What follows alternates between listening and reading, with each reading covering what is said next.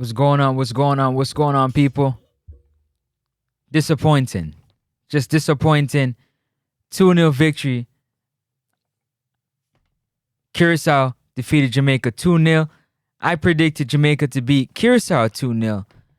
And it just so happened that the scoreline is 2-0, but for the wrong side. In my case, being obviously a Reggae Boys supporter. But God is the greatest. God is always the greatest. God will continue to be the greatest. I want to thank my Lord and Savior for another one, because without him, none of this would be possible. Don't forget to hit that like and subscribe button. It's free 99. It's free 99. You know, only Francis from Nexus Sports Talk tell you that it's free 99. It don't cost you nothing. Make sure you go ahead and like and subscribe to the channel. This obviously was a game, a tale of two halves. It was a tale of two halves. But for me, most notably, if we're talking about some of the negatives, is the fact that we as Reggae Boys team, the team understood the type of surface that it was playing on. But at the same time, it was difficult. It became difficult for the team to just get their foot in. Just get their foot in. Again, both teams have to play on the surface, so you can't really use the surface as a excuse as to why things don't go the way they're supposed to for your team. And the team just, they never got going. They almost came into the game, no momentum, no fight, no willingness to do something new. They came with the same style of play, the same game plan on a surface that is difficult. In other words, the ball's going to be bouncing. You're not going to have as much grip for the cleats as you would on grass. So your game has to adjust. You have to adjust a lot of things when it comes to your game. And I felt like those are some of the things that the Reggae Boys struggled with tonight against Curacao. Obviously, with the goal happening in the first 15 minutes, it's difficult because now you're fighting, you're going an uphill battle. You're trying to get that equalizer, and you push and you push and you push and you push. You still haven't figured out yet how to control your footing underneath you. It just never looked good. It didn't look good. And we went a goal down going into halftime. Obviously, a goal down. The team now become a lot more defensive, looking to protect the lead, seeing that they're also playing on the same surface, seeing that they're also struggling with a lot of the same things. What do you mean by a lot of the same things? A lot of the same things, as in the ball's bouncing, you have to control it on a bouncy surface. Passes are, if the pass is behind you, the likelihood of you stopping on a diamond turning without slipping is not going to happen.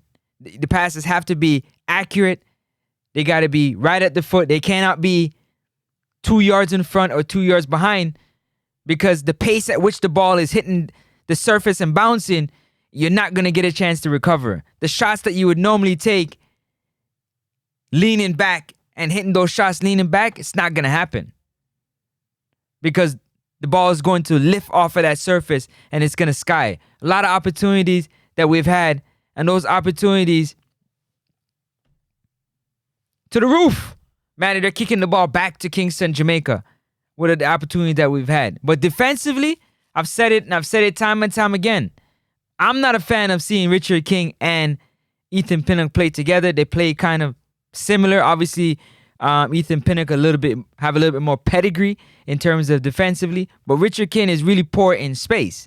Defending in space, closing down space, knowing what to do in space, it's not good.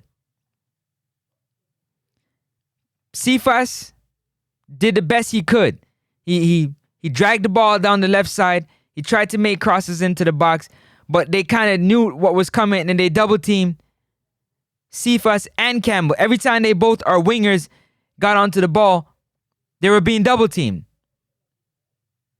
The angles were being shut down very, very, very, very quickly.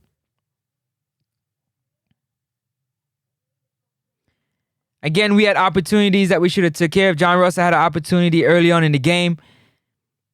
Just, poor shooting mechanics. Hooked it. Didn't really get a lot onto it. That's a wasted opportunity.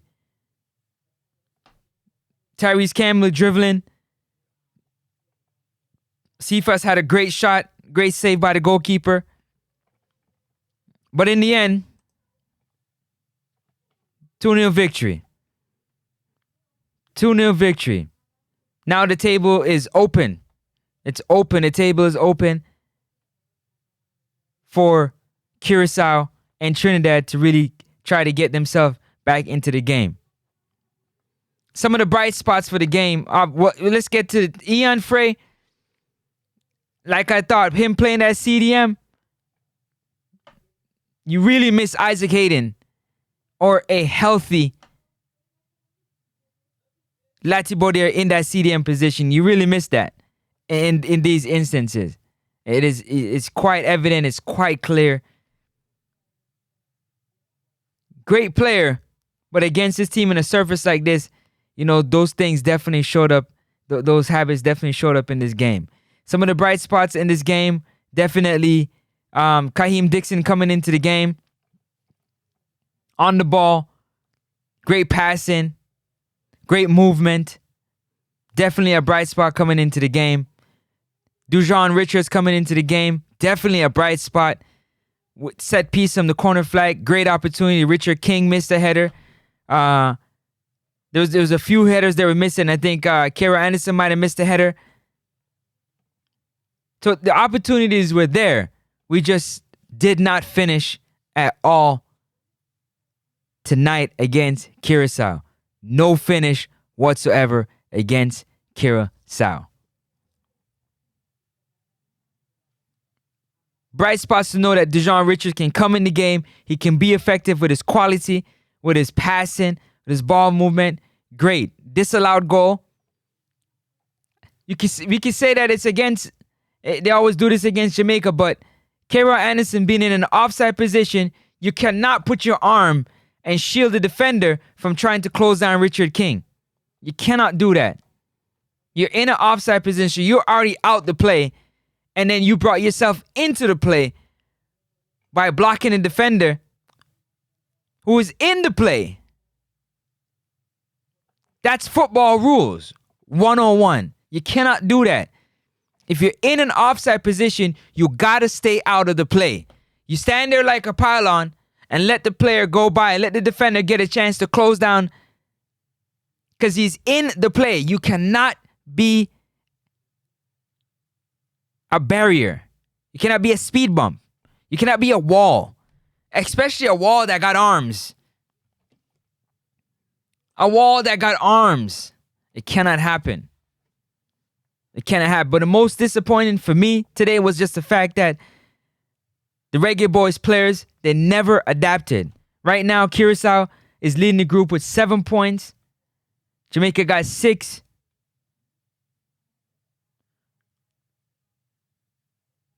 The goal difference, Curacao has 3. We got 4. Bermuda is dead in the waters. They're definitely out of it. So it's 7, 6, and 4.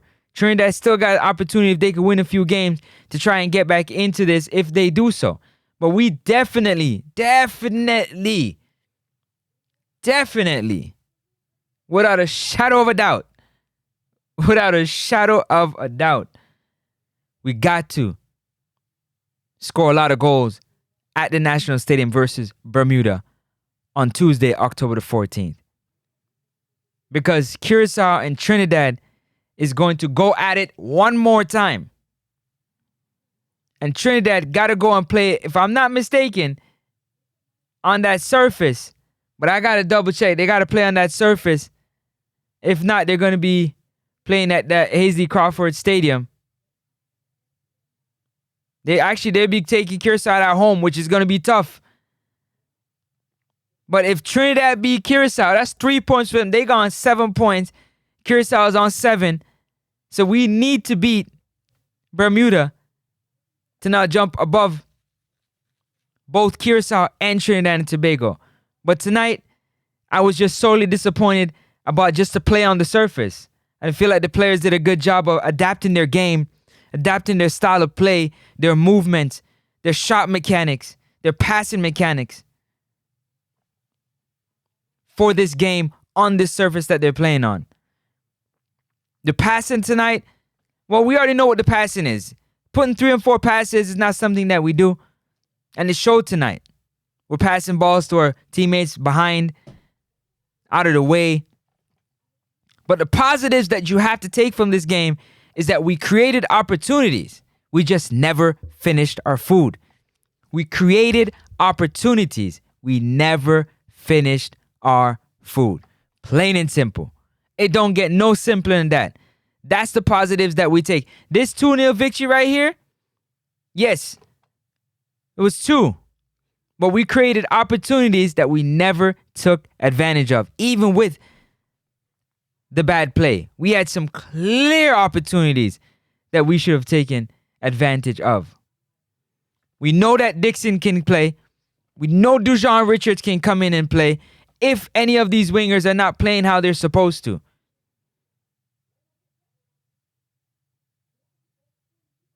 So it's disappointing, but there are positives to look forward to.